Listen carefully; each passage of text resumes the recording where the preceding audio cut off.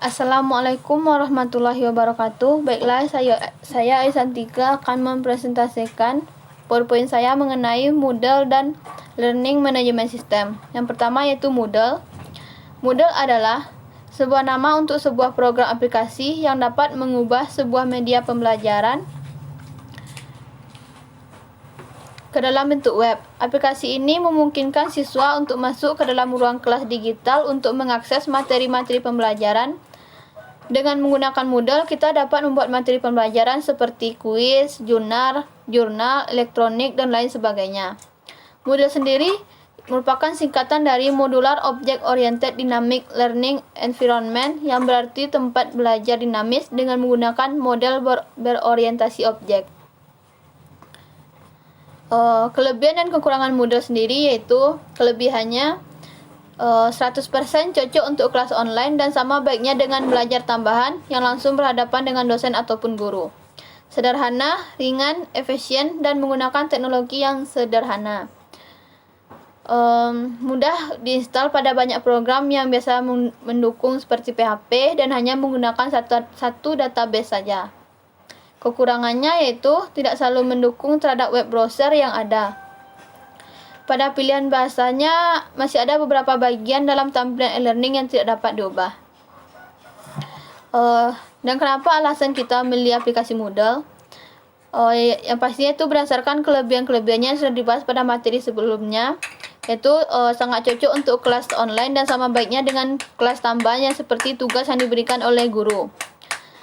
Dan ringan, efisien, dan menggunakan teknologi yang sangat sederhana, mudah diinstal, dan menampilkan penjelasan dari pelajaran yang ada, dan pelajaran tersebut dapat dibagi ke dalam beberapa kategori.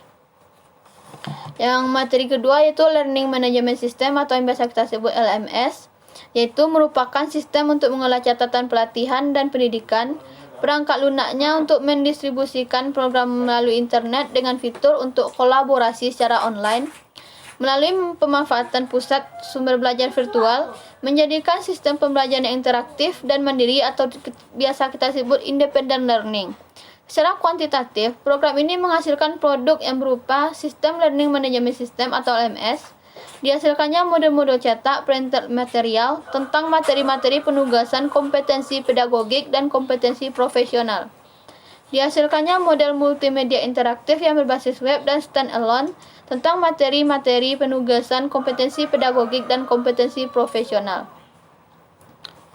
Fitur-fitur dari Learning Management System yaitu administrasi, yaitu informasi tentang unit-unit terkait dalam belajar mengajar, penyampaian materi dan kemudahan akses ke sumber referensi penilaian, ujian online dan pengumpulan feedback dan komunikasi.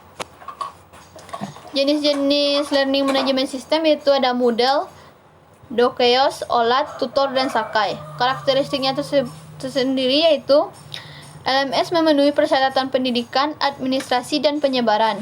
Untuk pembelajaran perusahaan atau corporate learning, misalnya dapat berbagi banyak karakteristik dengan virtual learning environment atau lingkungan belajar virtual yang digunakan institusi pendidikan masing-masing LMS.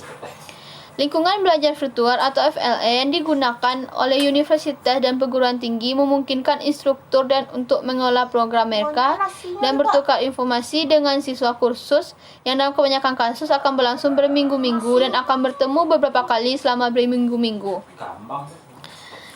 Kelebihan dan kekurangannya sendiri itu kelebihannya menetapkan dan merekodkan latihan untuk settingan dengan Learning Management System, memudahkan pembelajaran dengan platform pembelajaran secara online, menggabungkan kesemua maklumat latihan ke dalam satu sistem. Kelemahannya yaitu ketergantungan terhadap vendor Learning Management System yang digunakan. Organisasi harus menyesuaikan proses e-learning berdasarkan Learning Management System yang digunakan. Learning Management System pada umumnya hanya menyangkut berupa perencanaan, penyampaian, administrasi, dan manajemen kegiatan para pembelajaran serta proses pembelajaran. Sekian presentasi dari saya. Assalamualaikum warahmatullahi wabarakatuh.